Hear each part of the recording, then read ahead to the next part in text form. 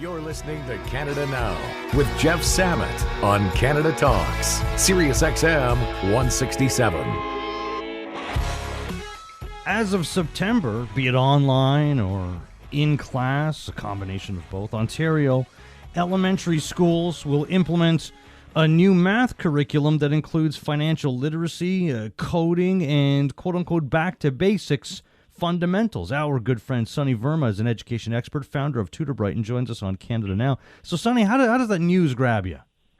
You know what? I think I was extremely excited, as most people were. I think this was a necessary requirement, and it was a promise made back by our government during the election time. So I was really excited to see this actually come into place.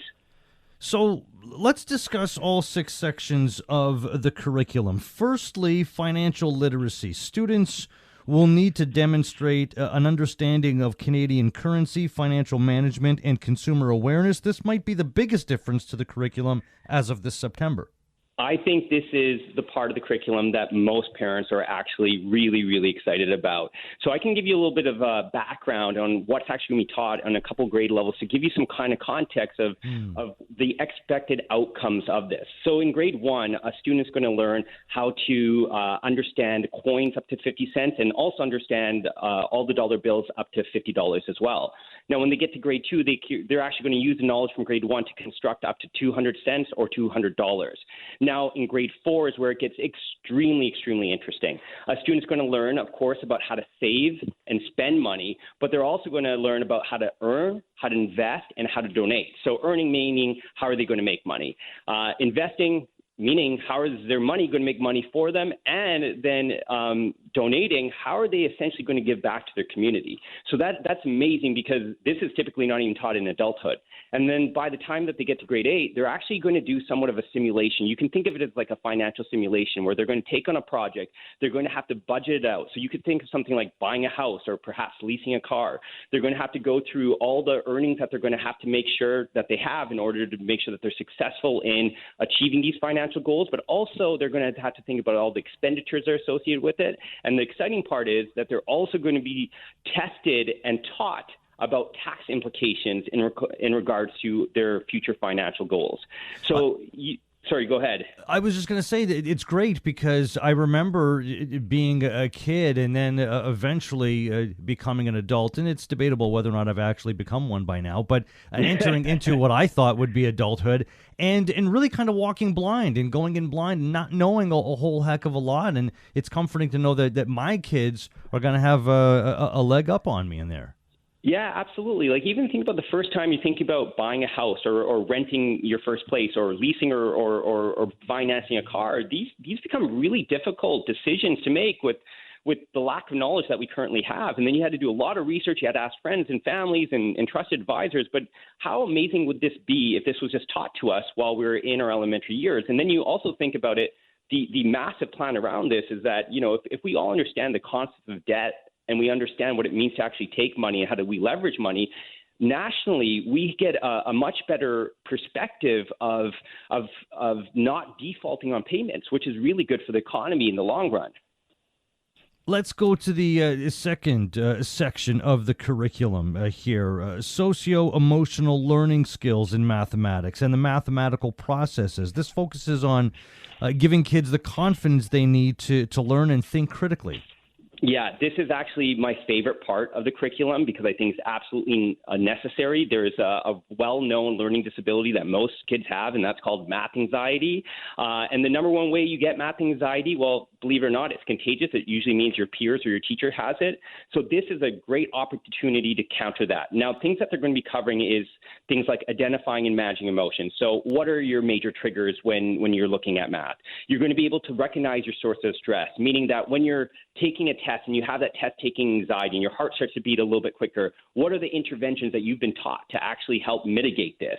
You're going to also be learning about maintaining positive motivation and perseverance, which is really exciting because this essentially means that you're going to be taught that it's okay to fail. there's a safety net behind you, and that's called failure. It's important in life to learn how to fail, and what better place to practice this than in your own mathematics? They're going to incorporate what we call building relationships and communicating effectively, which is essentially teamwork.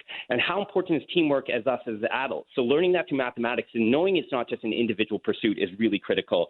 And then lastly, we're looking at developing self-awareness and self-identity, which is knowing where your limitations are and how are you actually going to remove them. So overall, the beauty of this is not they're going to be teaching this through mathematics, but this is something that they can use in everything and anything that a child's going to put their mind to. Thirdly, numbers. This is where the government is talking about returning to basics, Sonny, focusing on the learning of numbers, fractions, percentages, and quote-unquote properties and relationships. This all sounds familiar, though, Sonny. Wasn't most of this done already? Yeah, a long time ago, this was pretty much the way we used to do it up until 2005. In 2005, we introduced a new curriculum called Discovery Math, and theoretically, it was supposed to create more inquiry and knowledge and application of mathematics and promote the healthy learning about math. Now, that essentially also meant that it was taught in a different pedagogical approach, meaning that it was taught through manipulatives or blocks and cubes. So let's say you were supposed to learn 4 times 4, you'd look at a series of cubes and try to put together so you can get a grasp of understanding of the application of math, versus just knowing that 4 times 4 is 16. That's where the government is proposing to go back to, is knowing that 4 times 4 is 16. Let's get back to the rote and the memorization of mathematics. Now, when me and you were growing up, I don't know if you remember this, but it was really common to do something called like Mad Minute challenges, where we would essentially rush our way through 1 minute of answering multiplication questions, and the person who completed the most questions correct by the end of the minute was the winner of that competition in the class. And that kind of promoted, of course, healthy competition, but also that, you know, the basic operations, so that's addition, subtraction, multiplication, division, were on the top of our heads from 1 to 10.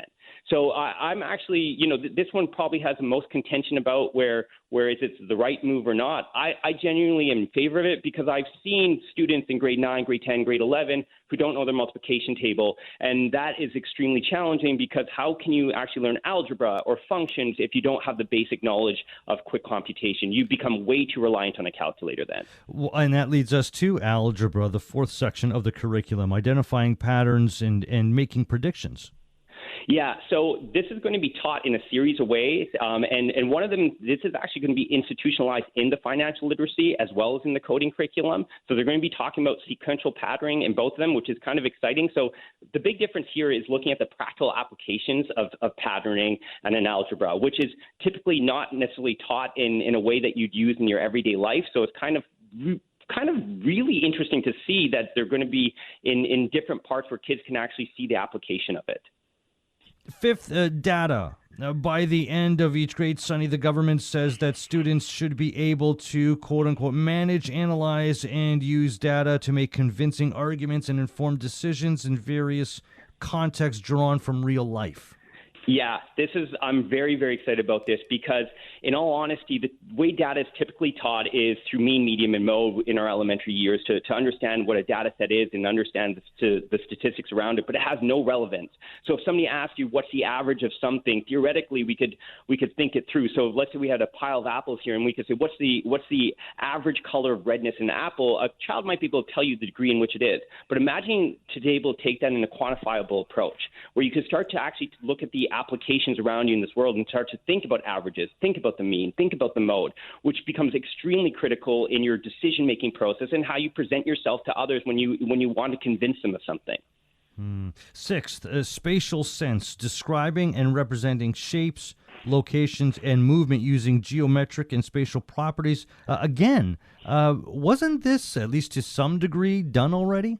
Yes, it was. So spatial sense and visualization has been done, and I think it's actually effectively done when we look at something like Discovery Math. And the reason why is because they use cubes and they've used tactile learning methods in mathematics for this.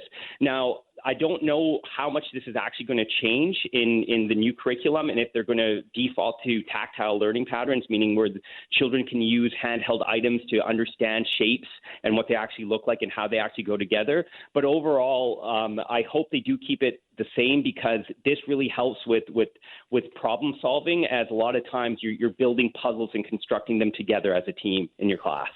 So, Sonny, how will you adjust what you do, if you have to at all, at TutorBright to give students a leg up on the new math curriculum here in Ontario? I think first and foremost is helping them really get back to that basics of basic operations. So that's learning your multiplication table, learning your division table, learning your basic addition and mental math techniques. This, I think, is going to be the number one factor of a child's success moving forward. There is so much reliancy on a calculator right now at a very, very young age. So I'm really excited to actually build that foundational skill. And although memorization and rote is considered and sometimes looked down upon, but the beauty of being able to say that, 6 times 4 is 24 in the top of your head allows you to plow through all the other challenges in academics. So I think we're going to be very similar to what the government's proposed and really get back to the basics of that memorization and rote material. Well, 12 times 12 is 144. I can still Sure picture.